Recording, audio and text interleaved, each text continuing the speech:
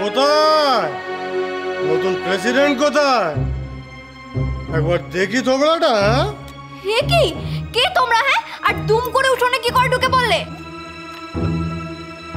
ওলিয়ে বাবালি মামুনি, যাও নতুন প্রেসিডেন্টকে ডাকো, বলো গণপতি দলুই এসেছে। কে এসেছে? গণপতি দোলয়। যাও যাও। ও আচ্ছা, তার মানে আপনি সেই গুন্ডা। বড় দাদু বলেছিল তোমার কথা, কিন্তু এত তাড়াতাড়ি চলে আসবে সেটা ভাবতে পারি। আরে খামার, আজ পর্যন্ত গণপতি দলুইর সঙ্গে এই সুরে কথা বলার সাহস কাকে আনি? হ্যাঁ,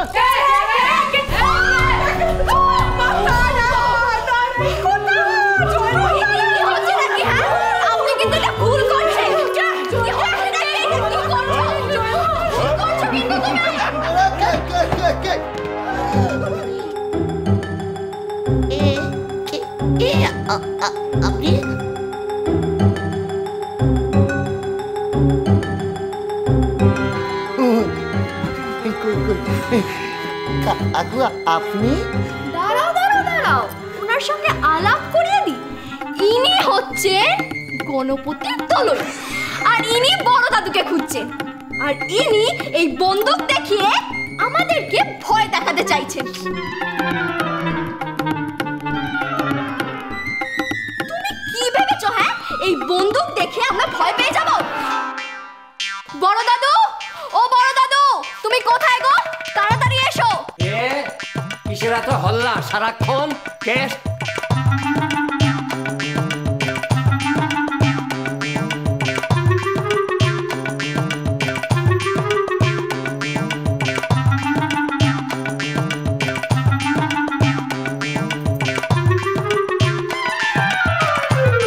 তোমার সাথে পরে কথা বলি মামুনি, আগে তোমার দাদুটাকে একটু সাইজ করে নি। কেমন?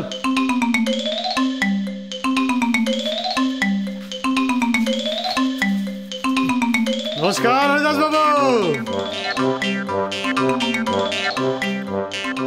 আপনি তো জানেন এই পুজোটা আমাদের, প্রতি বছর এই পুজোর চাঁদার একটা বড় অংশ আমরা পাই।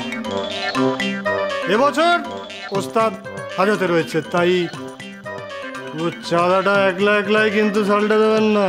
মানে 50-50, টিং টিং টিং। অর্ধেকটা আমাদের, নইলে লাশ পড়তে পারে, আপনি খুব ভালো করেই জানেন। এটা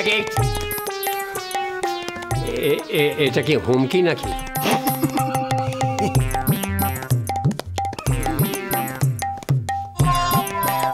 ভাবলে তাই? ওটা আসল বোধহয় ইয়ে ভরা আছে, গুলি ভরা আছে। ওরে বাবা, এই যে সাংঘাতিক বিপদ! কেমন বাড়ি বাপু? কি হচ্ছে কি পুটির মা? চুপ করো। বর্দি মেসি, আমার না কিরকম ওই টিং টিং টিং করে গা হাত পা কাঁপছে গো। দিদি, আসবটিটা বার করবো? পাকনামি করিস না মেজো। ও দাদা, চলে শোনো, বলছি কি লক্ষ্মী কোথায় গেল? ও নাকি আমাদের একাই রক্ষা করবে। বড় দাদুকে হুমকি দেওয়া? পুজোর টাকা দিয়ে মা দুর্গার পুজো করা হয়, সেটা জানো না?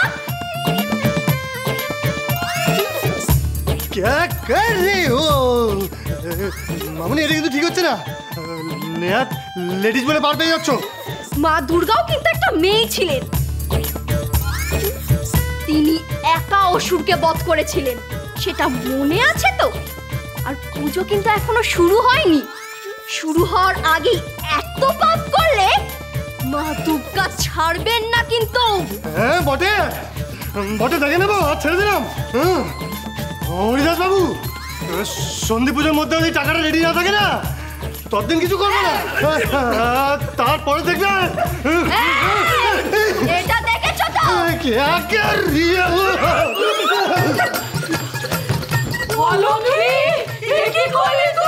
তুই কি অপরাধ করলি বলতো? লক্ষ্মী রে, তুই মায়ের কি করলি? লক্ষ্মী, বলছি আমায় ডাকলে পারতিস, এক খুশিতে মস্তানটা নাক ফাটিয়ে দিতাম আমি। এই দেটা, চল ঘরে চল, অনেক সহ্য করেছি। হ্যাঁ, আজ তোর একদিন কি আমার একদিন। চল চল চল।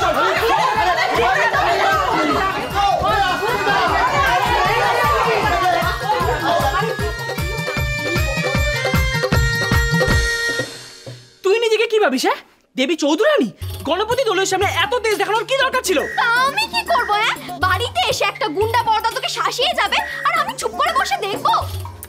বাড়িতে তো এতগুলো মেয়ে আছে, কই তারা তো কিচ্ছু বলো না।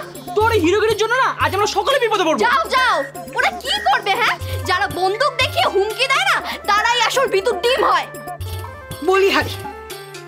বলিহারি যাই হলো কি, একে তুই ডাকাতগুলোর সঙ্গে শত্রুতা করলি, তারপরে সেই নিয়ে জামাইয়ের সঙ্গে সমানে তর্ক করে যাচ্ছিস। এই অলক্ষীপনা করিস বলেই তো লোকে তোকে দূর করে দেয়। শোন, আমার ঘাড়ে গিয়ে চাপিস না যেন আবার, এই বলে দিলাম।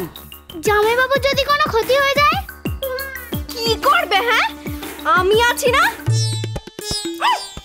কেন রে? হ্যাঁ কেন? সব ব্যাপারে সর্দারি না করলেই নয় তোর। আমি মুখে এত ফটার ফটার করি, ওইসব বন্দুক টন্দুক দেখে আমি পর্যন্ত ঘরের মধ্যে দিয়ে গেছি। হ্যাঁ রে রাধা, এটাকে কি বলি বলতো? মেয়ে না ডাকাত? তবেই বুঝো, তোমরাই তো আমাকে রাত দিন বলো অলক্ষীর মতন মেয়ে হয় না। কেন রে? সত্যি তো বলি আমরা, চারিদিকে এরকম কটা মেয়ে মানুষ আছে দেখাতে দেখি যে গণপতি দলকে এভাবে শাসাতে পারে। দেখা বাবা, এমন অলক্ষীপনা সহ্য করে কি করে রে তোর শ্বশুর বাড়ির লোকজন? এই যে তোর মামাকে বলেছিলাম যে এখান থেকে চলে যেতে, এরপরে এই বাড়ির লোকেরা তোকে আর রাখবে? বলি কোথায় গেলে গো? শুনছ?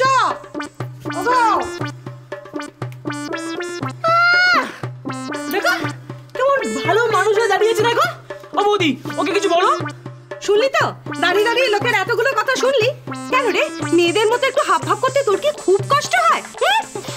এই মৃত্যুকালটা কেন যে আমার কপালেই জুটেছে কে জানে। কেন তোমরা ছোট কাকিকে বকছো? হ্যাঁ, এই নাও ছোট কাকি তোমার বন্ধু, চালাও গুলি। ব্যাস, এখন ছোট কাকির কাছেও বন্দুক আছে, তার মানে এখন ছোট কাকির কোনো ভয় নেই।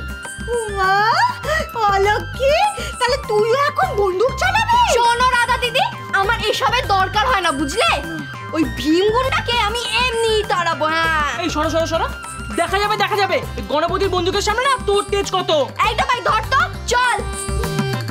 ওরে বাবারে বাবারে বাবা, এ মেয়ে না ডাকাত? সংসার সুখের হয় রমণীর গুণে